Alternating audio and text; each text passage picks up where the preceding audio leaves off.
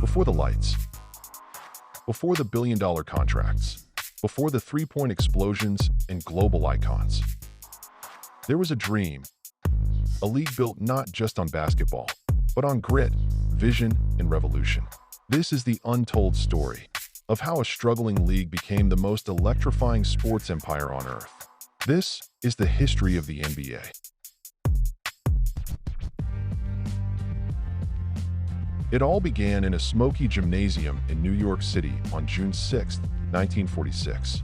The world was still recovering from World War II, and while baseball ruled America's heart, a new game, quicker, rawer, and played indoors, was about to emerge. 11 owners of ice hockey arenas formed the Basketball Association of America, or BAA. Their goal? Fill empty seats during the off-season. Their vision? Unclear. Their hopes?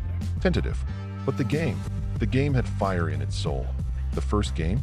Toronto Huskies versus New York Knickerbockers. A few hundred fans showed up. No cameras, no celebrities, but history had just bounced its first dribble. Just 3 years later, in 1949, the BAA merged with the National Basketball League, NBL. Together, they formed the National Basketball Association, the NBA. It was official. Basketball had a league, but it was still far from a legacy. The 1950s and 60s were a grind. Teams folded, players worked second jobs. But amidst the struggle, legends began to rise. Enter George Mikan, the first true superstar.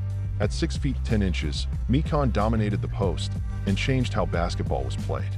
He forced the NBA to widen the lane. He forced America to look up, literally and figuratively. Then came Bill Russell. More than a defender, more than a rebounder. He was a winner. 11 championships in 13 seasons.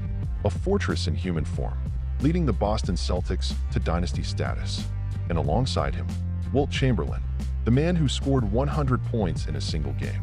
A walking myth, a freak of nature who once averaged 50 points in a season. The Russell-Wilt rivalry defined an era, but the NBA still lacked flash, still lacked mass appeal.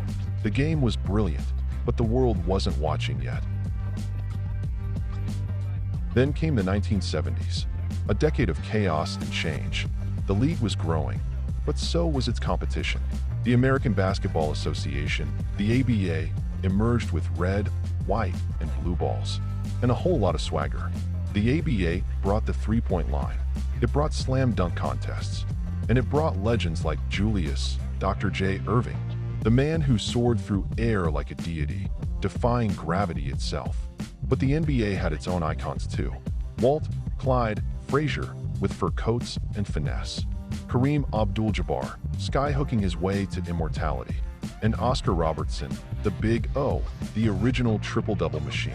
Still, fans were drifting. Drug scandals, on-court brawls, and poor TV deals plagued the league. By the late 70s, the NBA was on life support.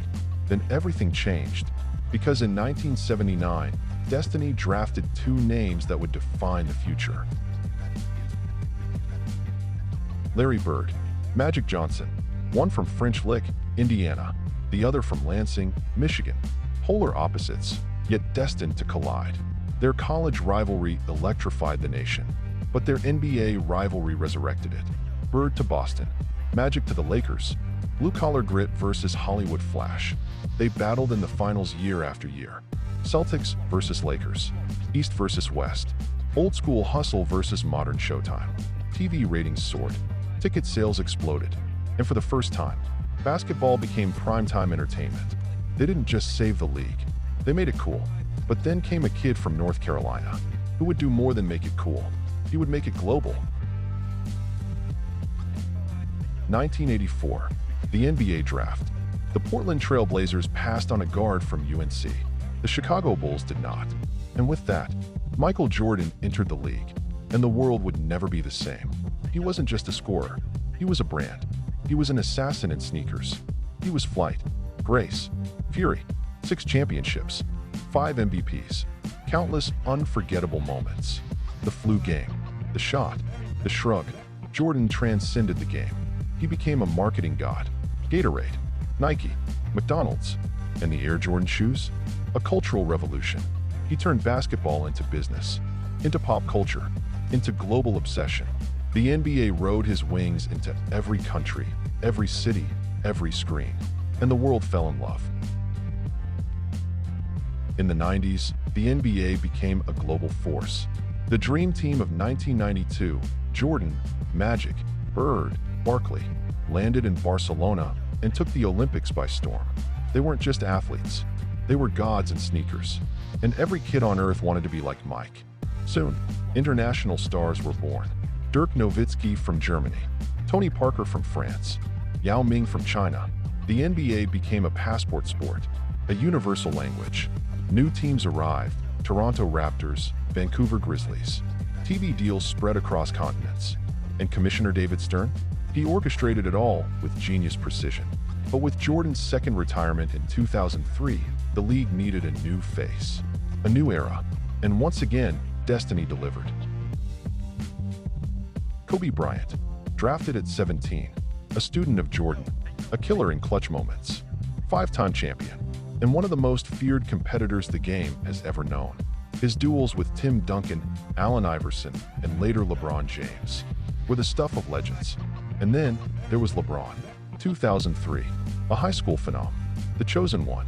LeBron James didn't just meet expectations, he shattered them, for championships, for MVPs, and over 40,000 career points. But more than that, he used his voice, his power, and his platform. Off the court, he built schools, spoke truth, and redefined what it means to be a superstar in the social media age. Steph Curry changed the game with the three-pointer. Kevin Durant redefined versatility. Giannis brought back dominance. And with each season, the NBA evolved. Faster, smarter, bolder. Today, the NBA isn't just a league. It's a movement, broadcast in over 200 countries, played in every corner of the globe, with stars from Africa, Europe, Asia, and the Americas. The league now champions causes, fights injustice, builds communities. From the bubble during COVID-19 to the global stance on Black Lives Matter, the NBA has become a mirror for society. It's more than entertainment. It's inspiration, empowerment, connection. And as new stars rise, Victor Wembanyama, Luka Doncic, Zion Williamson, the future feels limitless.